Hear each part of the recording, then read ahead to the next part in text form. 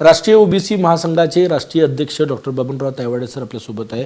Sir, आज मराठा समाजाच्या आरक्षणाबाबत क्युरेटिव्ह पिटिशनवर सुनावणी आहे. तुम्ही ओबीसी नेते म्हणून कसं बघता याकडे?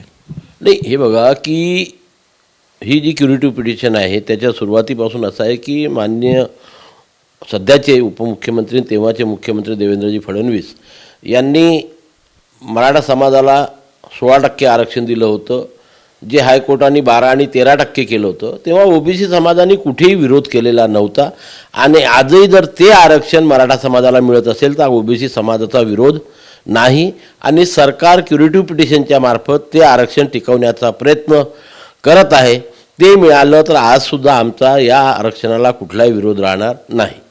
त्याच्यामुळे त्या पिटिशनबद्दल आम्हीसुद्धा सकारात्मक आहोत की त्यांना स्वतंत्र आरक्षण मिळावं आणि हे महाराष्ट्रात उठलेलं वादळ थांबावं.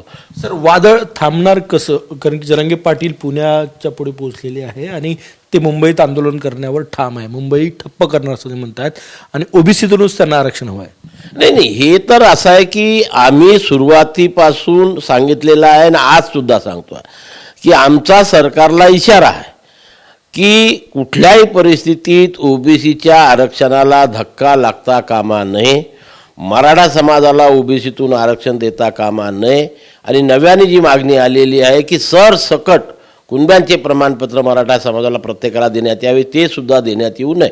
ज्यांच्या नोंदी सापडल्या असतील त्यांना दिलं, आमची हरकत नाही, पण सरसकट कुणब्यांचे प्रमाणपत्र देऊ नये याकरिता पूर्ण राज्यातील ओबीसी समाज आता कालपासून आम्ही ती भूमिका घेतलेली आहे. आम्ही गावागावामध्ये जाऊन याची जनजागृती करणार आहोत. 7 तारखेला चंद्रपूरला आमचा खूप मोठा मोर्चा आहे, कारण जी नवीन कागदपत्र ग्राह्य धरण्यासंबंधात राज्य सरकारने राजपत्र काढलेलं आहे त्याच्यावरती आम्ही लोकांनी आक्षेप नोंदवलेले आहे. त्याच्या विरोधामध्ये 7 तारखेला चंद्रपूरला मोर्चा आहे. नागपूरला 31 तारखेपासून तर 5 तारखेपर्यंत राष्ट्रीय ओबीसी महासंघ गावागावामध्ये जाऊन ओबीसीमध्ये जनजागृती करून आपल्या संविधानिक अधिकाराचं रक्षण करण्याकरता सज्ज व्हा आणि ज्यावेळेस आम्ही आवाहन करू त्यावेळेस मुंबईकडे कूच करून मुंबईमध्ये जाऊन आपल्या संविधानिक अधिकाराचं रक्षण करण्याकरता तयार राहा, अशा प्रकारचं आव्हान आम्ही सर्व नेत्यांना, सर्वपक्षीय नेत्यांना देऊन आज सर्वपक्षीय नेत्यांची साथ आम्हाला मिळत आहे. सगळ्या पक्षांचे ओबीसी नेते येणार, कारण की काल तुमच्या पत्रकार परिषदेत शिवसेनेचे शिंदेगडाचे नेते किरण पांडे होते. सर्व पक्षीय नेते ओबीसी येणार अशी माहिती आहे. कन्फर्म आहे हे? नक्कीच येणार. तुम्ही बघितलं असेल की जेव्हा आपण नागपूरला मोर्चा काढला होता, जेव्हा आंदोलन सुरू होतं तेव्हा सर्वच पक्षाचे आमदार खासदार या ठिकाणी होते. चंद्रपूरला मोर्चा जेव्हा काढला, खामगावला मोर्चा जेव्हा काढला, तर सर्व पक्षाचे ओबीसीचे, कारण ओबीसीच्या नेत्यांना सुद्धा ओबीसी समाजाच्या संविधानिक अधिकाराचं रक्षण करायचं आहे आणि त्याकरिता समाजाच्या संविधानिक अधिकाराच्या रक्षणाकरता सर्व पक्षीय नेते आम्हाला साथ देणार आहेत. सर, असं म्हटलं जातं की ओबीसीच्या आंदोलनात लोक येत नाही. तुम्ही म्हणता की मुंबईत कूच करायची आमची तयारी आहे. जर समजा वेळ पडली मुंबईत आंदोलन करायची जरांगे पाटील यांच्या मागणीच्या विरोधात, किती ओबीसी मुंबईत जाईल असं वाटतं तुम्हाला? नाही, हे बघा कसं आहे, आम्ही वारंवार सांगतो की सरकारने आम्हाला शब्द दिलेला आहे. लोकांच्या मनामध्ये भीती आहे, संभ्रम आहे, परंतु ते एक शाश्वत आहेत की नाही, सरकारने सांगितलं आम्ही ओबीसीतनं आरक्षण देणार नाही आणि सरसकट कुणब्यांचे प्रमाणपत्र देणार आहे.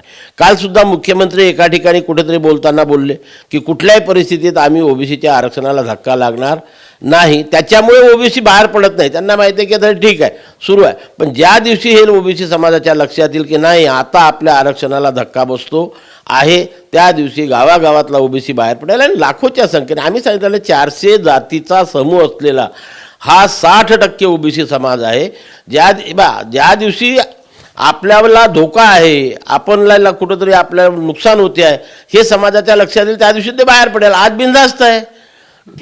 किती तयारी आहे मुंबईत नेण्याची? किती ओबीसी जाईल असं वाटतंय? कारण की तुम्ही इशारा दिलेला सरकारला, आमच्या आरक्षणाला धक्का लागला तर आम्ही मुंबईत येऊ आणि आंदोलन करू तीव्र. करोडोच्या संख्येत राहतील, लाखोच्या नाही. मी आपल्याला सांगितलं की 12 कोटीच्या या लोकसंख्येमध्ये 60% आम्ही आहो, म्हणजे 7 कोटीच्या वर आहो. त्याच्या 70% जरी पकडले तर 5 कोटीपेक्षा जास्त होतात. 4-5 कोटी मराठी ओबीसी जमवणं आज आमच्याकरता काही मोठी गोष्ट नाही आहे. तयारी आहे आंदोलनाची जर संकटात आलं आरक्षण तर? नक्कीच आमच्यावरती घात होतो आहे, आमच्या आरक्षणाला धक्का लागतो आहे, हे ज्या दिवशी लक्षात येईल त्या दिवशी आम्ही ते पाऊल उचलू. आज असं आहे की सरकार, आम्हाला जो शब्द सरकारने दिलेला आहे त्याच्यावरती सरकार ठाम आहे आणि ठाम असल्यामुळे कुठल्या प्रकारचा विरोध करण्याचं आम्हाला काही कारण वाटत नाही, म्हणून आम्ही सध्या तशी घोषणा केलेली नाही. तारखेची घोषणा नंतर करू. खूप खूप धन्यवाद. मुंबईत जाण्यासाठी ओबीसी तयार आहे, सर्वपक्षीय नेते त्यात सहभागी होणार, कारण की ओबीसीच्या आरक्षणाचा आणि अधिकाराचा प्रश्न आहे असं म्हणतात डॉक्टर बाबनराव तायवाडे. कॅमेरामॅन सचिन सयामसह गजानन माटे, TV9 मराठी, नागपूर.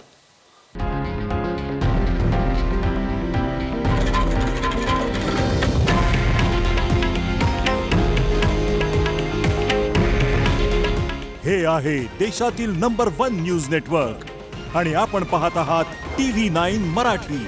काळजी तुमची, हित महाराष्ट्राचं.